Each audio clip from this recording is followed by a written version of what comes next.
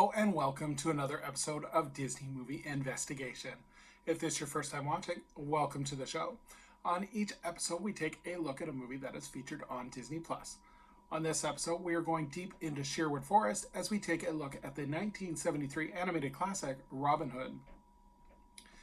And if you are enjoying these videos, I do ask that you please hit that subscribe button.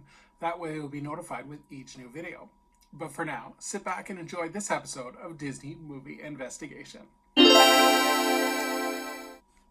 So welcome back, and like I said, we are covering Robin Hood. This movie was released on November 8th, 1973, and it was directed by Wolfgang Reitherman. It is based on the legend of Robin Hood stories, and the production companies was Walt Disney Production, and with the movie being distributed by Buena Vista Distribution. The budget for this movie was $5 million, and it had a box office return of $33.3 million. So in terms of the production history, around the time of Snow White and the Seven Dwarfs, Walt Disney became interested in adapting the 20th century legend Renard the Fox. The project became stalled after Disney was concerned that Renard was not actually a suitable hero and didn't believe that the story could be developed to make him into a notable hero for children. So fast forward to Treasure Island in 1950, when Walt considered having 3 animated sequences of Renard tales to be told by Long John Silver to Jim Hawkins.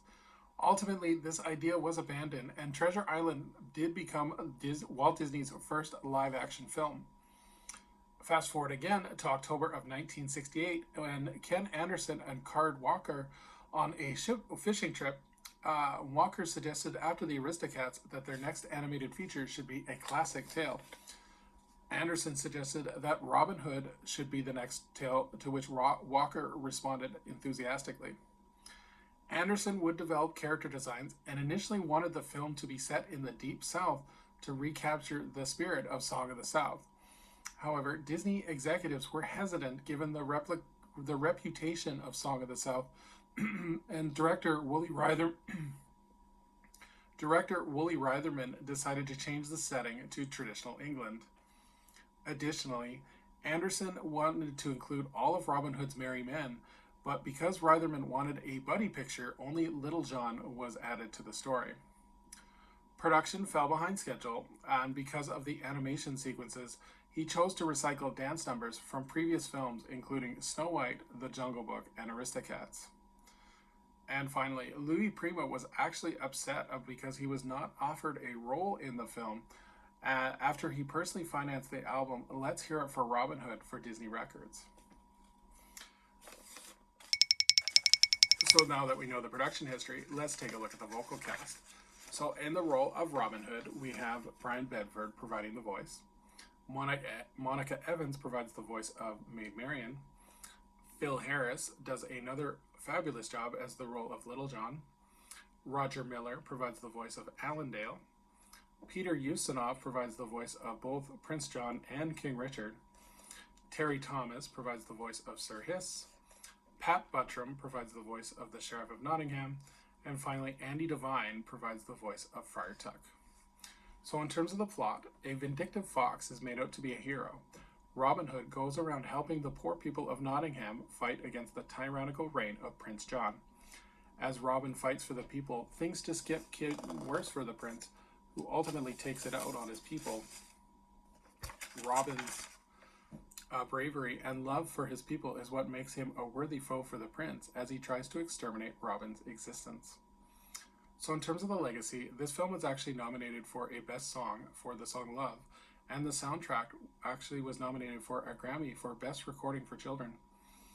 On August 4th, 2017, a full soundtrack plus bonus tracks were released as part of the Walt Disney Records The Legacy Collection. The song Love has been featured in other films, including the 2009 feature film Fantastic Mr. Fox. The song Whistle Stop was actually sped up and used for the music for the hamster dance, as well as the song being used at normal speed for a Super Bowl commercial for T-Mobile. In 2015, the song Oodalali was used for a commercial for Android, which showed different animals of different species playing together. So definitely a huge legacy of music. So the film has actually gone on to inspire several generations of animators, including Brian Howard, who actually was quoted as saying that it was a huge influence for Zootopia when he was directing. And some of the characters do make cameos in the 1983 short Mickey's Christmas Carol. When the movie came out, Robin Hood, Little John, Maid Marian, and Prince John could be seen in the parks for photo ops, and they do make occasional appearances to this day. And finally, in April of 2020, Disney announced that they were developing a live-action CG hybrid of the movie that will be released on Disney+. So, would I recommend this movie? I think this movie is an underrated gem of the Disney animated films. I love the simple story, but they add all types of humor to it, as well as contemporary pop culture references.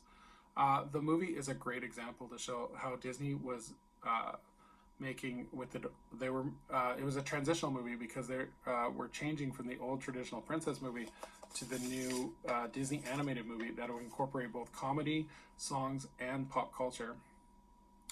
Again, I love the songs as they shift from traditional songs to modern classic folktale songs. And overall, I think this movie is just a great watch. And you get to see a little bit of Disney history too. Because some little known facts is actually Don Bluth was an animator on this movie, and he would go on to such things such as Anastasia and An American Tail and those type of things. As well as this was actually the first Disney animated feature in a long time not to feature the Sherman brothers. So it was kind of more into that transitional phase. So definitely recommend it if you get a chance to check it out on Disney+. So thank you so much for joining us here on Disney Movie Investigation. Anyone I would invite to please share their comments below on what they think of the movie Robin Hood and what is their favorite moment. So as we look forward to our next video, we are going into the world of the future as we are taking a look at the Marvel Fantastic Four, and we're looking at the 2015 reboot version. So until next time, I hope you have a magical day, and we will see you real soon.